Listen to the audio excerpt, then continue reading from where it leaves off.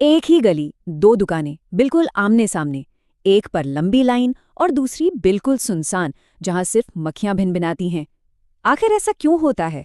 आज के इस विश्लेषण में बिना वक्त बर्बाद किए फटाफट समझते हैं कि असली खेल क्या है और कैसे एक स्मार्ट बिजनेस स्ट्रैटेजी पूरे मार्केट का पाशा पलट सकते हैं। चलिए शुरू करते हैं। अक्सर लगता है ना कि बेहतर प्रोडक्ट या दिन रात की कड़ी मेहनत ही दुकान चलाती है। बिल्कुल नहीं। सोर्स मटेरियल इस पुराने मिथ को पूरी तरह तोड़ता है। असली फर्क पैसे या मेहनत का नहीं, बल्कि कंज्यूमर साइकोलॉजी यानी ग्राहक की मानसिकता का होता है। डेटा के मुताबिक 99% बिजनेस इसलिए फेल नहीं होते क्योंकि उनका प्रोडक्ट खराब है, बल्कि इसलिए फेल होते हैं क्योंकि बिल्कुल गलत जगह पर सही चीज बेची जा रही होती है। सिंपल। सोचिए, शहर के सबसे बिजी ट्रैफिक सिग्नल पर एक शानदार रोमांटिक कैफे या महंगी ज्वेलरी शॉप खुल जाए। सुबह सुबह लोग ऑफिस पहुंचने या ट्रेन पकड़ने के लिए पागलों की तरह भाग रहे हैं। क्या वहां कोई रुककर आराम से कॉफी पिएगा? सवाल ही पैदा नहीं होता।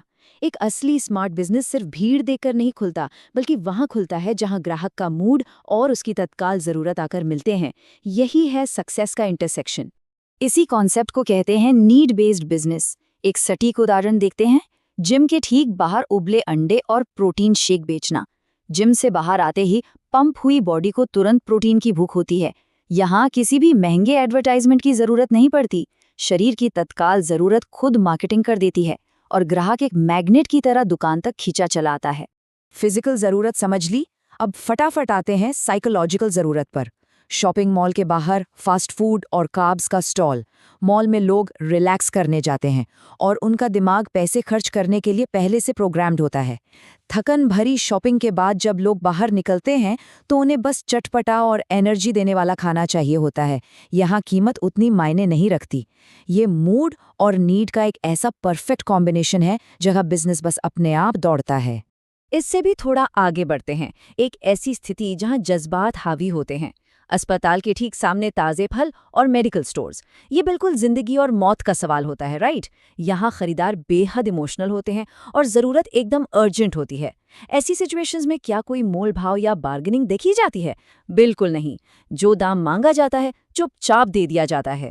ये कंज्यूमर साइकोलॉजी का एक बेहद स्ट्रॉन्ग, हालांकि थोड़ा इमोशनल पहलू है। चलिए आखिर में हाई वॉल्यूम सेल्स का सबसे जबरदस्त मॉडल देखते हैं। कॉलेज कैंपस के ठीक पास सस्ती चाय और मैगी की टपरी। कॉलेज के युवाओं को महंगा कैफे नहीं चाहिए होता।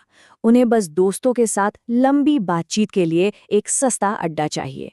इन जगहों पर हर कप का प्रॉफिट भले ही कम हो, लेकिन भीड़ इतनी ज्यादा होती है कि दिन भर में हजारों कप बिक जाते हैं। पूरा खेल वॉल्यूम का है। तो इस पूरे विश्लेषण से निष्कर्ष क्या निकलता है?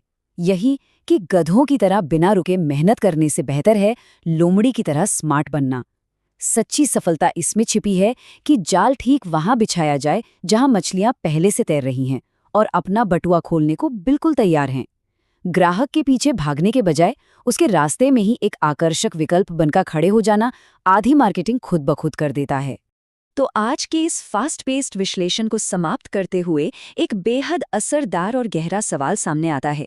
क्या बिजनेस बिल्कुल सही लोकेशन पर स्थापित है या सिर्फ बिना सोचे समझे भीड़ के पीछे भागा जा रहा है? आज हमने देखा कि सक्सेस केवल भीड़ से नहीं, बल्कि ग्राहक के दिमाग और तत्काल जरूरत को पढ़ने से मिलती है। अगली बार जब भी कोई मार्केट स्ट्रैटेजी देखी जाए तो इस सवाल पर जरूर विचार होना चाहिए। ये एक छोटा सा सवाल सोचने का पूरा नजरिया बदल दे।